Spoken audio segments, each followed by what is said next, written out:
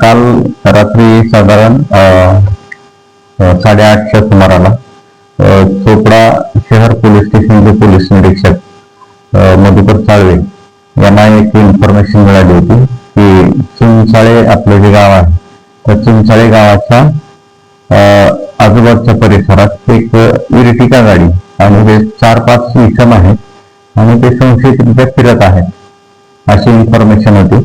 त्यांनी टीम तयार केली आणि जाऊन त्या गाडीचा शोध घेतला. तर ती चिंचाळे गावाच्या थोडं पुढे ती गाडी रस्त्याच्या कडेला उभी होती. त्या 4-5 लोक बसलेले होते आणि त्या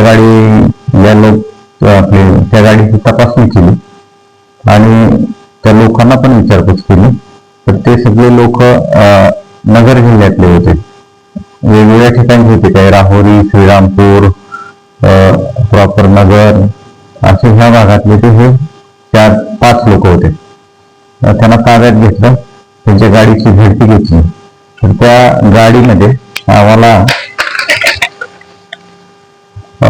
एक गावठी कट्टा मिळालेला आहे, एक जिवंत काडतूस मिळालेला आहे, त्या सगळ्यांचे मोबाईल फोन्स आहेत. ती गाडी आहे, इर्टिगा गाडी आहे, मारुती इर्टिगा, ही पण जप्त केलेली आहे.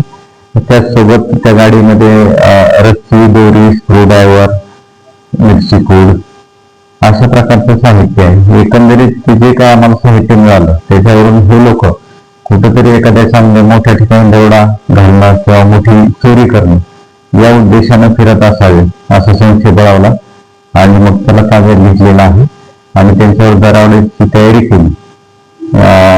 बेकायदेशीर शस्त्र बाळगलं या कलमाखाली आम्ही गुन्हे दाखल केले आहे. आज आम्ही त्याला कोर्टात हजर केलं होतं. सोमवारपर्यंत त्यांची पोलीस कोठडी मिळालेली आहे.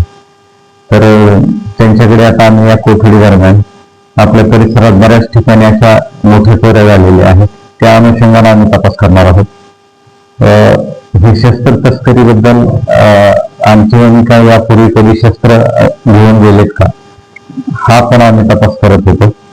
आपल्या बाजूला सोमर्टी आहे मध्य प्रदेशातलं, त्या ठिकाणाहून बरेचसे लोक ही शस्त्र घेऊन जातात. तिथल्या काही लोकांचा समावेश असण्याची शक्यता आहे असा आमचा संशय आहे. ही शक्यता आम्ही पडताळून पाहतो.